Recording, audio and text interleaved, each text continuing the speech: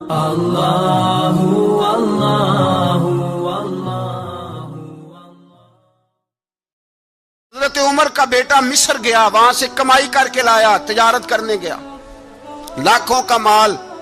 کون سا باپ ہے دنیا میں جس کا بیٹا باہر سے پیسے لے کے آئے تو ابا تفصیل پوچھے کہ بیٹا کہاں سے کمائے، کہاں سے لایا، کتنے ملے، کیوں آئے؟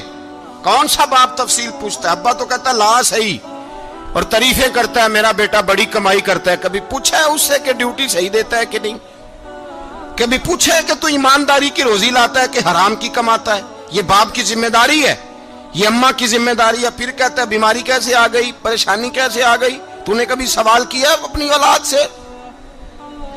حضرت عمر فاروق رضی اللہ تعالیٰ عنہ کا بیٹا مصر سے پیسے کما کے لایا تو جناب عمر نے بلایا، فرمایا بیٹے اتنی تو تیرے پاس راس ہی نہیں تھی، تھوڑے سے تو پیسے لے کے گیا تھا، اتنی کمائی کیسے ہو گئی؟ اتنے تو پیسے نہیں تھے صاحب، کہاں سے کمائی لائے؟ اس نے کہا ابا جی وہ جو میرے چچا ہے نا مصر کے گورنر، آپ کے دوست، انہوں نے میری مدد کی ہے۔ فرمایا جتنے لوگ گئے تھے سب کی ہے مدد اس نے؟ کہا نہیں صرف میری کی۔ فرمایا تیری کیوں کی؟ تیری کیوں کی؟ کہا حضور آپ کے دوست ہیں۔ فرمایا چپ کر، حضور انہوں نے مجھے اتنے پیسے دیے، میں نے کاروبار میں ڈالے تو نفع آیا تو میں ان کی رقم دے کے۔ فرمایا خاموش ہو جا، باقی جتنے لوگ گئے تھے سب کی مدد کی اس نے؟ کہا نہیں حضور صرف میری کی۔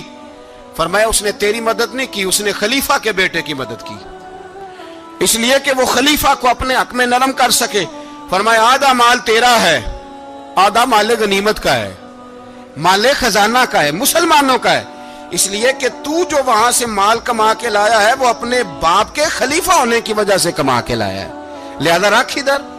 یہاں کہتے ہیں کدھر سے آیا، کیسے آیا، کون سا حساب دیں، کیا کریں؟ او بھائی حضرت عمر رضی اللہ تعالیٰ عنہ کا اپنی اولاد کے بارے میں یہ رنگ ہے۔ ایک جنگ سے نا خوشبو آئی، خوشبو بڑی مہنگی ہوتی تھی، عرب میں خوشبو آج بھی بڑی مہنگی ہے، وہ زیادہ استعمال کرتے ہیں۔ میری باتوں کی سمجھ آ رہی ہے میرے بھائیوں؟ بڑی مہنگی خوشبو تھی۔